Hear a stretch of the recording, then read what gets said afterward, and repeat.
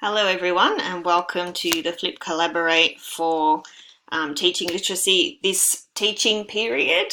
My name's Rachel Couchy and I am your unit coordinator.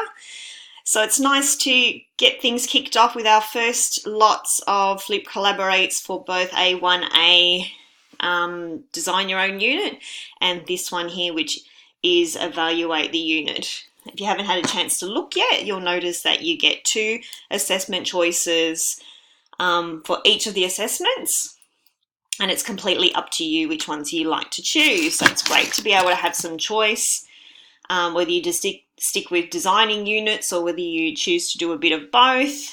It's great to have the choice, and we got lots of good feedback last time from students who really enjoyed having the choice.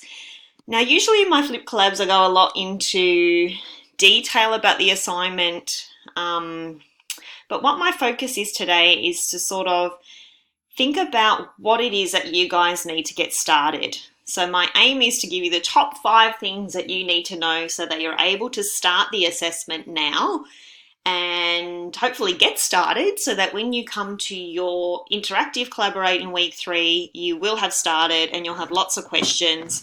And it's going to be in the interactive collab where we're going to really break things down and go into lots of detail about how you complete the assignment and answer your questions. I haven't included, my slide doesn't want to move.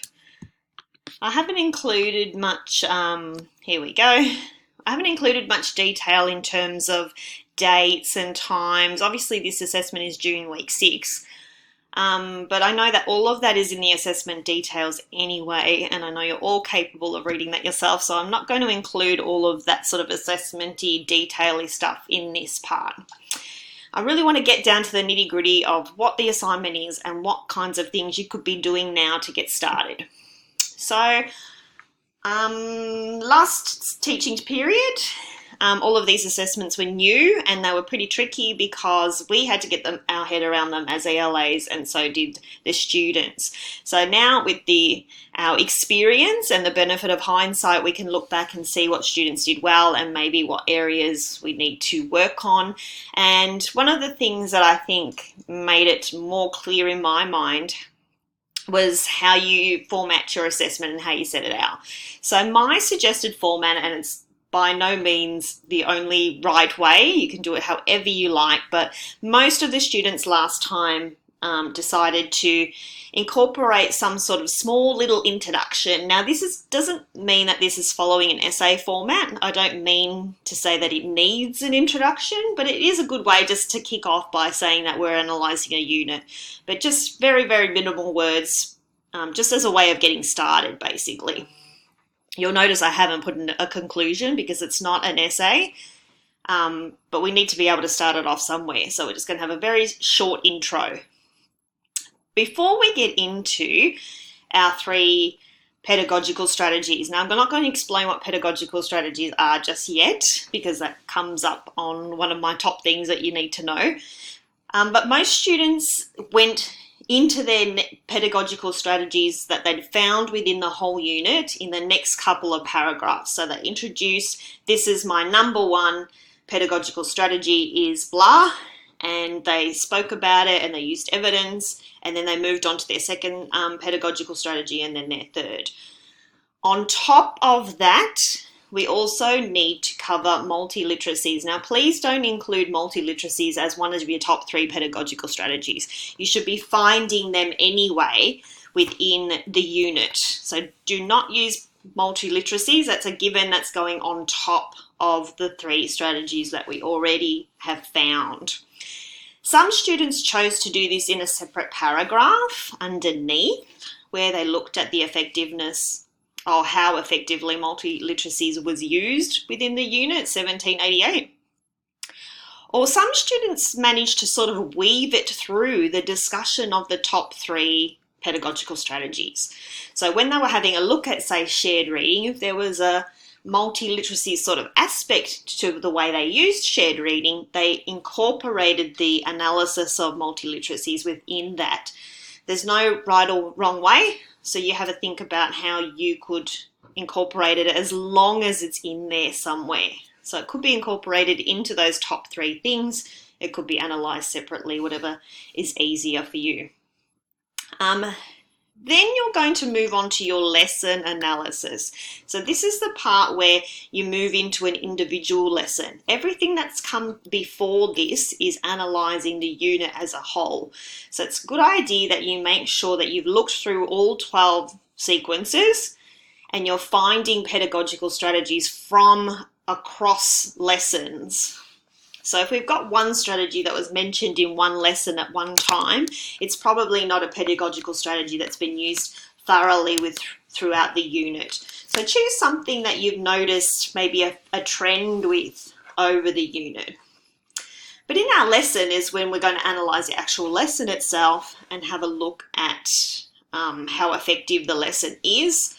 But a main focus of that is going to be connecting to curriculum, which is one of our slides as well. So this is Rachel's top things that you need to know to get started. So obviously at number 1, we have understand the term pedagogy. There's quite a few good readings in weeks 1 and 2, possibly week 3, about the term pedagogy and what it means. And I think Tim Moss broke it down really well in one of his podcasts where he talks about how when we think about pedagogy versus curriculum, pedagogy is the how we are going to teach, and the curriculum is the content. So if we try and think about it in those 2 separate ways, we shouldn't get too confused. Now, I found that students were actually quite good at finding pedagogical strategies in the unit last time. I don't think that we had anybody who made some suggestions on things that weren't relevant. Most people were able to go through the unit and say, oh yeah, I can see that there's some shared reading here, I can see that the kids are reading independently, I can see that there's some collaboration, I can see there's some visible thinking strategies being used. So a lot of students were able to identify them pretty clearly because you're looking for the how. If we've got our content descriptors that tell us that we need to teach A, B, and C, well, how are we going to do it? So I try to break it into separate things, saying the curriculum is the what we teach and the pedagogy is the how. As we said, make sure that you're choosing pedagogical strategies that are across the whole unit so that we are analysing the unit as a whole rather than individual lessons. And you'll find that most things are used multiple times anyway in the 12 sequences, and certain things are used more than others, and certain things are revisited also throughout the unit too. So you'll show that you're able to analyse the unit as a whole. Because you have to remember when you're actually teaching, you need to be able to analyse units and see if you actually want to use them and see if you actually want to use them how they are. I don't think I've ever just pulled a unit from the internet and used it as is. Obviously, you need to differentiate for your own class and make it about their needs. So if you can understand pedagogy and jump into that 1788 unit and start highlighting and start searching and start looking for the pedagogical strategies that you want to do or you want to find out more about, that's going to be step 1. All right, step 2, the key word here is evaluating, because not only do we need to find these pedagogical strategies, we have to be able to evaluate their effectiveness. And this is a crucial step. You really need to have this done for your ELA to award you marks in this area, because it's no good to just to find the pedagogical strategies if you can't give us an analysis of how well you think that they are teaching the literacy strategies, because we need to remember that this is a literacy lesson and there's literacy content that needs to be taught. So therefore, are these the best vehicles for teaching this particular content? So I have pulled some out so that we can have a look. Now remember that we are evaluating, so it doesn't mean that everything is going to be, I guess, positive the whole time. So if you don't think that the gradual release model was used well and there are some suggestions you can make, absolutely do that. Remember, it's an evaluation, it's an analysis. You need to show us that you're using high-level thinking and that you are actually critiquing the use of these methods to teach literacy. Now, what we also need to remember is that some of the pedagogical strategies involved in the unit are not specifically literacy-based. So if you were going to analyse, say, collaboration, for example, well, collaboration can happen in absolutely any subject area within school, and most likely it does. So collaboration itself is not a literacy tool. It can be used anywhere, but we can evaluate its effectiveness in a literacy lesson and talk about the fact that collaboration has been used in this way, and was it effective in terms of getting that content across and helping the students to learn what it was that they had to learn. So if the vehicle for the how is collaboration, we need to think about how effective it was. Some of them will be more literacy based, like you can see that I've taken shared reading, which is obviously specific to reading. Gradual release model could be used anywhere, and visible thinking tools can be used anywhere. So we are going to now evaluate their effectiveness to teach literacy. Now you'll probably say to me, oh, but Rachel, shared reading is a part of the gradual release model. And yes, of course it is. If you would like to analyse parts of the gradual release, so you'd like to say, well, I noticed there was shared reading in this bit and this is how it was effective, and there was independent reading in this bit and this is how it's effective, you can break it down. Or if you would like to use the gradual release model as a whole, it's up to you. Both are fine. So let's have a look at the way I have evaluated the effectiveness. So when we look at shared reading, there was quite a lot of shared reading I found over the unit, which surprised me a little bit because it is grade 4 and I don't think I did probably so much shared reading. Or I suppose it could be also looked at as, a sort of tuning into the lesson, and an introduction of learning intentions could be done there. So some of the positives for shared reading throughout the unit was that it used different text types. So you're looking at things like narratives and informatives. You could link into multiliteracies there as well, because there were some multimodal things going on there too.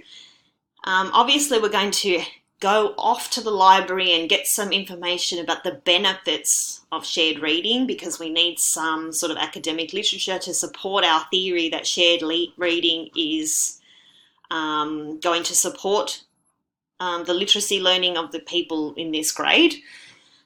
So once I've done my research, I found out that it scaffolds students to access texts which are more complex and difficult than what they'd be able to access on their own. So you talk about things like Namberry.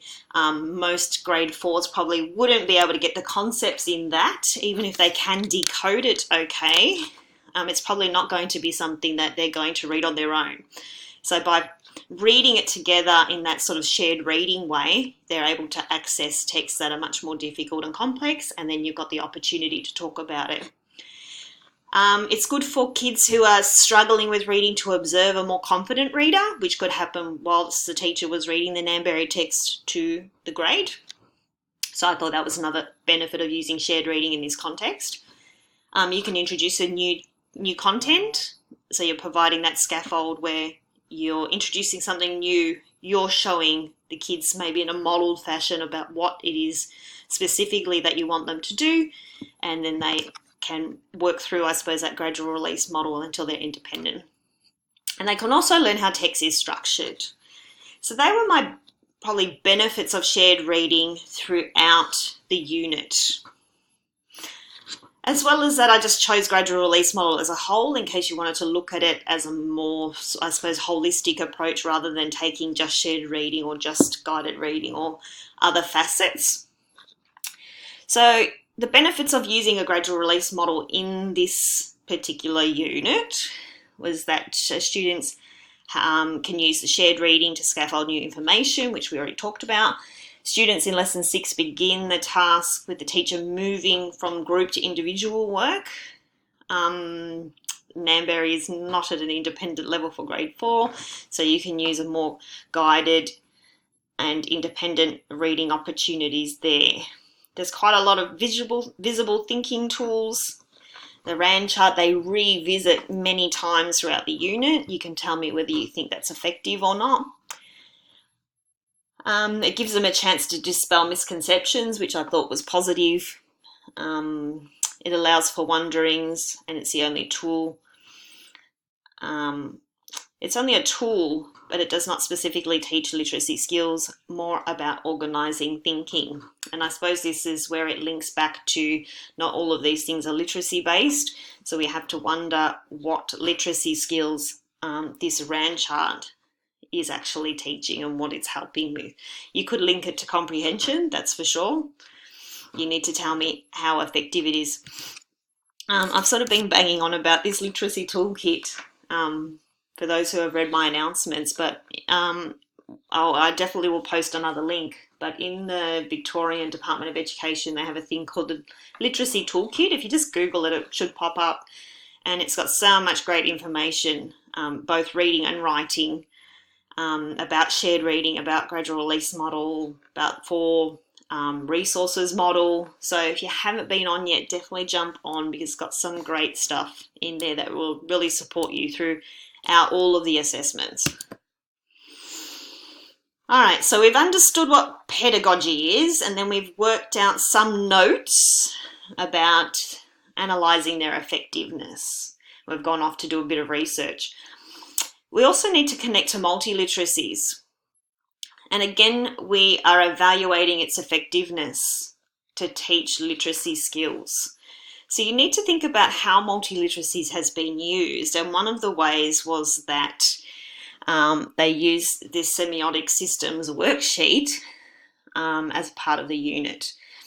I'm not too keen on this particular worksheet. You can have a look and make your own decision about how you think multiliteracies is taught, but one of the tasks throughout the unit asks for students to keep adding to this in terms of the things that they come across throughout the unit about whether it's sort of language-based, visual, audio, gestural, or spatial.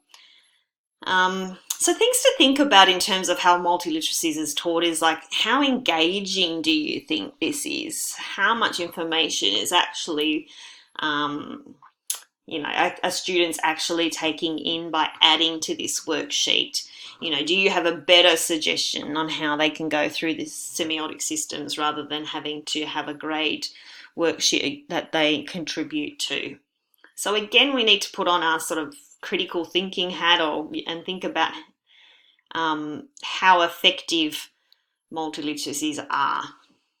If you're struggling a little bit with the idea of multiliteracies, I know in the McLaughlin text, which is one of our readings, I'm not sure if it's popped up yet, it's chapter 5, but you could also jump ahead to that and have a quick look too, and that will just get your head around what multiliteracies are, and they explain it quite clearly. All right, so the other thing that you need to know, I'm not going to talk too much about evaluating the lesson because I don't think that that's in the top 5 things that we need to know right this minute. I think it's probably best to start with the pedagogical strategies for the whole unit first, think about their effectiveness, and think about multiliteracies before you start, because I think evaluating the lesson will be quite straightforward once you've done that. And we can also talk about that more in the interactive collab. But one thing I know that people are going to be thinking about or worried about is how to compare curriculums. We got a lot of questions about this last time. So number 1, if your state curriculum and the Australian curriculum are exactly the same, then that's all you need to tell us. You can expand it out in a bit of paragraph just explaining. I'm pretty sure that Queensland's state curriculum, and I think possibly Tasmania's, from what I remember from last time, is the Australian curriculum. So there will be absolutely no difference. So all you need to say is that your state curriculum and the Australian curriculum are exactly the same because it's been modelled off that and they've used the exact same wording. If you're in one of the different states, you'll have some not huge differences, but there will be some differences. So for example, in the Australian curriculum, we have 3 strands of language, literacy and literature, which the Victorian curriculum also has. But the Victorian curriculum is structured a little bit differently, where they've still continued to keep reading, writing and speaking and listening as sort of overviews, and then the language literacy and literature fit beneath that. So that is a huge difference for us in Victoria, that we keep the reading, writing and speaking and listening, which has been around for ages. So within that, you'll still see, so let's look at our Australian curriculum one first. So I've just pulled out from the Australian curriculum, so you're going to have to go in. This is really important as a top 5 thing to do, because get in now and start having a look around. Go into 1788, the unit, and start clicking on the AC links, and they will bring you to the side and what it is. And you can see here that there's a button called Elaborations. If you click on that, it'll give you like a drop down box of further ideas. So if you're not quite sure what the actual content descriptor means, you can click on Elaborations and it'll give you further points. So essentially this one is about comprehension and how we're going to build literal and inferred meaning to expand content knowledge, integrating and linking ideas, and analysing and evaluating text. So this is from grade 4. We're pushing them to move beyond literal. And well, obviously they're going to be building on the knowledge they've already got, but we're starting to get these higher order thinking of analysing and evaluating texts. So we need to provide kids opportunities to do that. When I had a look at the Victorian curriculum, all I was looking for was something to do with comprehension, because that's essentially what this one is about. And I thought they must have an equivalent content descriptor to do with comprehension.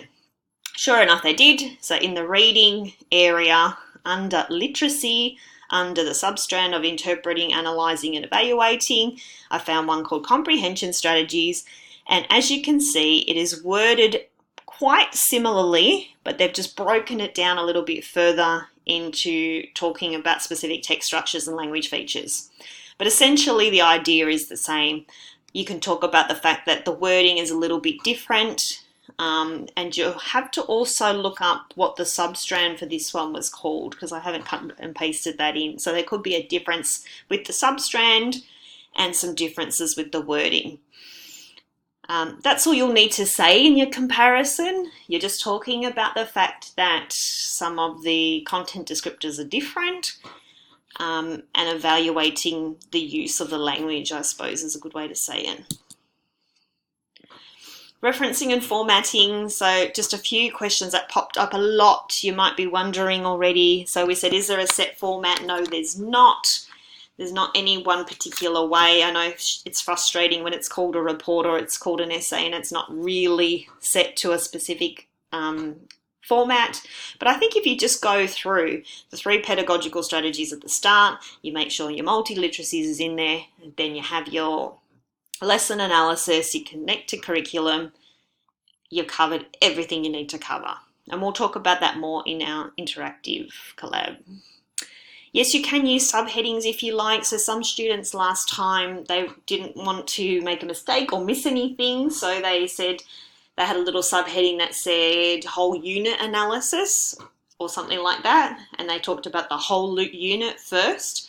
And then they had like lesson evaluation, and then they talked about the lesson and the curriculum. So they just divided it up just to make sure you don't have to do that. You can have it as one whole piece, but yes, you can if you'd like to. I know there's going to be lots of questions around referencing the curriculum, and I know that you always get sent to the student portal, but we'll also talk more about curriculum in and referencing it in our interactive collab as well. I just grabbed a couple of things that I just wanted to remind everybody quickly of in terms of the rubric. So just remember that you've got your 3 pedagogical practices, which is taken from the whole unit, and you've covered multi-literacies. If you've done that, you give yourself a tick.